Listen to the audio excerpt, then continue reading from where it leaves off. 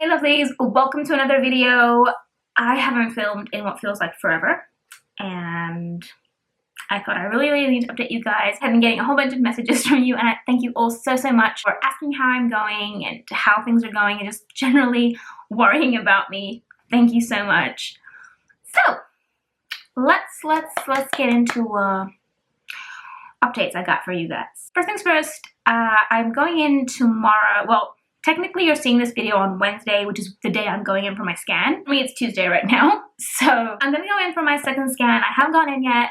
To be honest, I've been a bit scared to go in because as much as I want to see that baby is growing, I'm also terrified that that might not be the case. And it's kind of a two-way thing. Mommy. Yeah. So I'm going in for my scan Wednesday, and I'm terrified. Let's put that to the side. Now, in regards to my previous scan, so my dating scan, I went and saw my doctor last week on Monday, so a week ago now. And, so basically, I told her about the bleeds, and I told her that, you know, the scan, I feel like the scan was way behind, etc. And I was looking for something. What she told me was that it's okay, you know, sometimes scans can be off, or sometimes it's not to do with the first day of your period. You can't always calculate pregnancy by the first day of your period. She was basically telling me that I had no idea what was going on with my body again. I think I'm feeling very disappointed with my medical practitioners right now. I mean, look, this doctor is a GP. She's a GP, she's not a gynecologist, she's not an OB. So I'm like, okay, obviously not everyone. So I was like, okay, fine, whatever. Can I just get the second scan? She agreed to the second scan, even though she also tried to insist that I didn't need it and it was unnecessary. And she actually stated on the scan referral that it was clearly a matter of maternal request and no medical reason. Upon going home though, this is within the room with the doctor, I explained about the bleeds, that I had small bleeds, random little bleeds throughout. And that's what was worrying me with the dating scan. All she said to me was, if the blood gets, if the quantity of blood becomes more and more, then you should expect a miscarriage. Other than that, here's your referral to the hospital. So I was like, okay, sure. There's nothing of concern on the scans. Everything is fine. Yeah.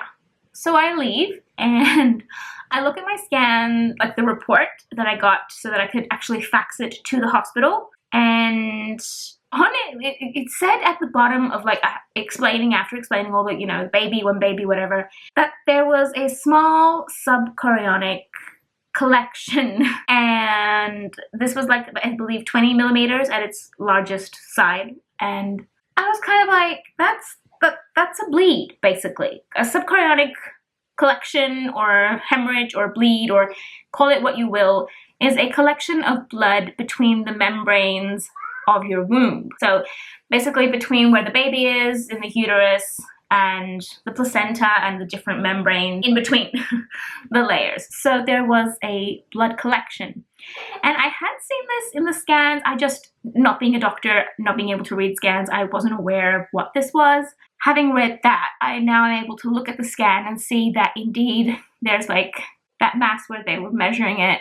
And yeah, and of course I know that these are pretty common. Small subchorionic bleeds are common. However, what got me wasn't necessarily the fear of, oh my gosh, there's something wrong. It was more so that this wasn't mentioned to me at all. So she didn't even mention it to me. She didn't say anything about it. And I do know that obviously the bleeding I was having was due to that, because it can cause vaginal bleeding. And I also know that this, in certain instances, it just goes away by itself. In other instances, though, it can get larger and cause issues, such as miscarriage. And you would have to be careful and know it's there to avoid issues. So I feel like no one really cared about telling me, so no one bothered to mention that I should be careful, that maybe, because there are certain things that can cause these things to get worse or have issues or bleeding,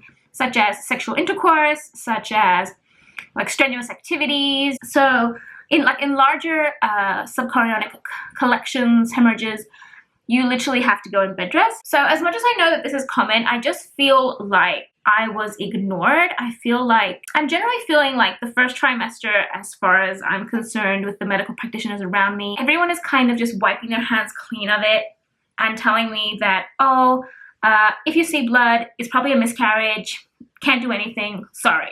That's all I'm getting. And yeah, after having my doctor in Greece, who was very, very caring and very, like, always, you know, there to answer my questions and helping me and supporting me, I feel very, very alone. I do have an appointment on the 13th of January, like way along there, so around 14, 15 weeks. I have my first appointment at the hospital I'll be giving birth. This appointment, of course, is not really an appointment. So this appointment is basically a midwifery booking appointment. So I believe I'm going to be arranging like my appointments with midwives, etc. So it's kind of arranging my appointments and what I'll be doing and what care I want. It's not really an appointment. So that's a thing. My 12-week scan I'll be doing with the GP that I currently am with right now, as well as like any blood work, etc. that has to be done for the 12-week mark. I'm not crazy about that because I feel like if she's not telling me things now, what happens with the more important scans? But yeah, I am contemplating sending my scans, etc. to my doctor in Greece, and maybe he can just give me a little bit of insight, a little bit of support, a little bit of just, you know. It's weird. It's weird not having your doctor. It's weird when there's no support. I feel like there's no medical support whatsoever in any possible. Anyway, that being said, I feel with that all being said, subchorionic bleeding, I'm just being careful myself. I've given up on everything and anything. I'm waiting for my scan tomorrow. I will be questioning the tech to tell me if it's still there and if it's larger, smaller, gone, all of that. I don't care. Like, yeah, because I feel like there's no one is informing me. No one is telling me. So I will be questioning the tech. Hopefully I'll get some answers. Either way, I will be able to look at the scans and at least see the measurements and know the difference. So if I see that it's getting larger, I'll know that I'll probably have to look into maybe a different doctor completely. I don't know at this stage. I am also going to be questioning my doctor once the scans are done and I get to see her probably on Monday, since the scan is on a Wednesday. I will be seeing her and I'm definitely going to question why she didn't mention this to me. Clearly because even if it's something common and even if it's nothing to worry about, you would still mention it. Like, oh, there's also this. I just read it on the report. I also have a grumpy toddler today, so not fun.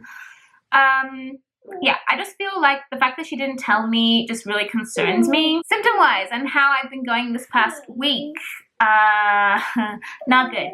My nausea has like really gone crazy. I cannot eat anything. I cannot drink anything. I have to drink 1.5 liters of water for my scan tomorrow. That's not happening. I'm peeing all the time as well, so that's a thing. So my nausea has just gone crazy. I am constantly feeling sick and certain foods really take it over the top. So I cannot. I'm like always on the verge of throwing up. I don't want to throw up. I do not want to throw up.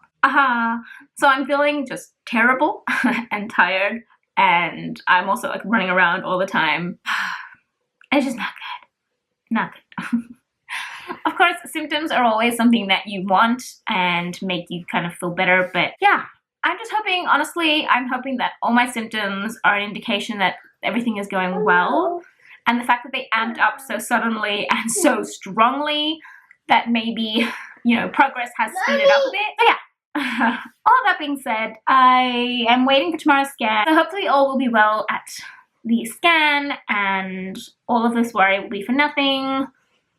I am just feeling that as long as everything is okay with baby, I'm okay going until the 14-15 week mark to meet up with midwives, etc.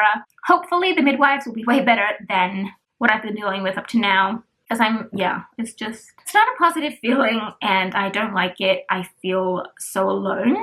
And, you know, I mean, my husband tells me not to worry and not to stress because it doesn't help the baby. And I don't stress, like most of the time I'm not really worried about it because I'm so sick anyway. Like I don't really have time to worry because I'm so sick and I feel so pregnant that it my mind automatically is like, okay. But when I kind of sit down and think about the things that I wasn't told, it just kind of gets me a little bit, because at this sensitive time, you do want a good support system, a good doctor or midwife. Just, yeah.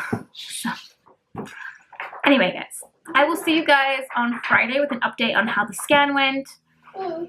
Hopefully all will be well, and it will be a good, happy, positive, full of information video. So yeah, thanks so much for watching, guys. I'll see you in the next one. Bye.